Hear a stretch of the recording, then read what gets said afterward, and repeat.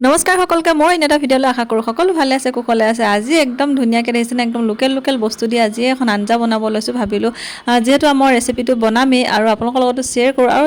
মানে এনেকুৱাটো বনাই আপোনালোকৰ ৰেচিপি দিয়ে থাকোঁ বাৰু তথাপিও মই যিহেতু বনাম আৰু আপোনালোকৰ লগতো ভিডিঅ'টো শ্বেয়াৰ কৰোঁ বুলি ভাবিলোঁ আৰু দেখিছেনে ধুনীয়াকৈ শ'ল মাছ এটা মানে বাটতিয়ে লৈ গৈছিলে তাৰপিছত একদম কম দামতে দি থৈ গুচি গ'ল মানে একে দুটা নে তিনিটাই আছিলে তেওঁ মানে ক'লে ৰাখি থৈ দিয়া আৰু মানে কাকো সুধি নাথাকোঁ আৰু ভাবিলোঁ যোৱাকালি দি থৈ গৈছোঁ যোৱাকালি যিহেতু মঙলবাৰ আছিলে আৰু সেইকাৰণে মই পানীত জিয়ন দি থৈ দিলোঁ আৰু আজি বুধবাৰ সেইকাৰণে মই আজি বনাব লৈছোঁ আৰু ভাবিলোঁ আৰু কচুখিনি কি জানেনে ওচৰৰে মানুহ এজনে বজাৰত বেচিবলৈ লৈ গৈছিলে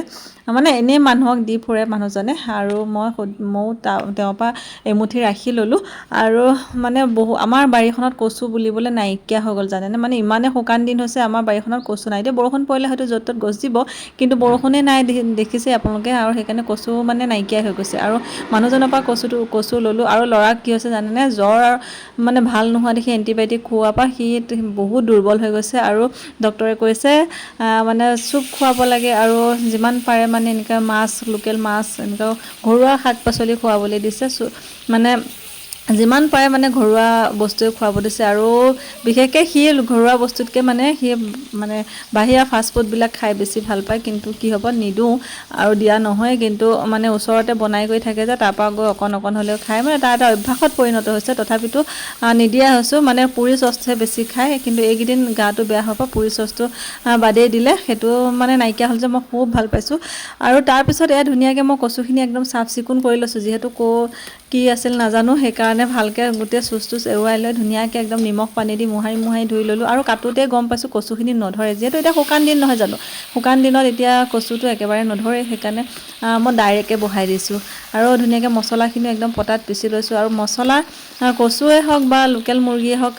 তাত মছলাৰ মেইন বস্তুটোৱে হৈছে মছলা আৰু গোটা মছলা যদি দিব পাৰেতো আৰু তৰকাৰী সোৱাদেই বেলেগ হৈ যায় নহয়নে আৰু মই চব গোটাই দিছোঁ আপোনালোকে দেখিছে গোটা ধনিয়া গোটা জিৰা জালুক আৰু জলকীয়া আন্দাজমতে দি লৈছোঁ যিমান জ্বলা খাব পাৰি সেইমতে দিব যিহেতু মই ল'ৰাক খুৱাম সেইকাৰণে জ্বলাৰ পৰিমাণটো কমাই দিছোঁ আৰু তাকো মই অকণমান মানে জ্বলা খুওৱা হৈছোঁ আৰু সিও খোৱা হৈছে বাৰু তাৰপিছত এয়া দেখিছেনে ধুনীয়াকৈ মই গোটেইখিনি ধুই কৰি মানে এয়া কেৰাহীত বহাই দিলোঁ আৰু মানে আঞ্জাখনৰ কাৰণে ঢাকন মাৰি দিছোঁ মানে খাবলৈ সঁচাই কৈছোঁ বহুত টেষ্টি হৈছিলে কিন্তু মই কি জানেনে এনেকুৱা মাছতকৈ মই শুকান মাছটো বেছি মানে ভাল পাওঁ কচুত দিলে কিন্তু কি কৰিব শুকান মাছ নাছিলে আৰু যিহেতু ল'ৰাৰ কাৰণে বনাই আছোঁ আৰু মছলা পৰিমাণটো অকণমান কমাই দিছোঁ মানে যোৱাকালি বনালোঁ অমিতা দি মাছ ডাইৰেক্ট দি পেলাই বনাইছিলোঁ সেইটো ৰেচিপি ৰাখিব নহ'লে কাৰণ কালি বহুত দৌৰাদৌৰি হৈছিলে ডাইৰেক্ট অমিতা আৰু আলু সেনেকৈ আৰু মাছ পিচ মানে নাভাজাকৈ ডাইৰেক্ট কুকাৰত বহাই দি চিটি মাৰাই তেনেকৈ কালি খোৱালোঁ আৰু মই কিন্তু খোৱা নাই দেই কালি মঙলবাৰ আছিল মই খোৱা নাই তাৰপিছত এইফালে ল'ৰাক আকৌ আজি এনেকৈ খুৱাম বুলি ভাবিছোঁ মানে কচুখিনিও মানে এনেকুৱা সময়ত পাইছোঁ মানে কচু বিচাৰি হাবাথুৰি জানেনে কচুৱে নাপাওঁ আগতে যে আমাৰ বাৰীখনত ইমান কচু আছিলে কিন্তু এতিয়া একদম কচু বুলিবলৈ নাইকিয়া হৈ গ'ল আৰু এইফালে দেখিছেনে মোৰ দুপৰীয়া ডিছখন একে ৰেডি হৈয়ে গ'ল দেখিছেনে কাৰ খাবলৈ মন গৈছে সঁচাই কৈছোঁ তৰকাৰীখন শুকান মাছ নহ'লেও মানে শ'ল মাছৰ দি যে খাবলৈ বহুত টেষ্টি হৈছিলে আৰু এইফালে মোৰ দুপৰীয়া থালিত এয়া কি আছে জানে আচাৰকণ মই আপোনালোকক আগতেও কৈছোঁ বাঁহৰ গাজ দি মই বগৰী আচাৰ বনাইছিলোঁ খাই নিজে ঢুকুৱাই আছোঁ মানে ইমানে খাবলৈ টেষ্টি হৈছে মই নিজে শেষ কৰিছোঁ আৰু এইটো নহয় যে মই নিজে বনাই নিজে গুণ লৈছোঁ আচলতে খাবলৈ সঁচাই টেষ্টি হৈছে তাৰপিছত মানে কি মই বেলেগক দিবলৈ মই ভাবাই নাই মানে নিজে খাওঁতে টেমাত গৈ তলতহে আছেগৈ আৰু তাৰপৰা এয়া ধুনীয়াকৈ মই দুপৰীয়া সাজটো খাবলৈ লৈছোঁ আৰু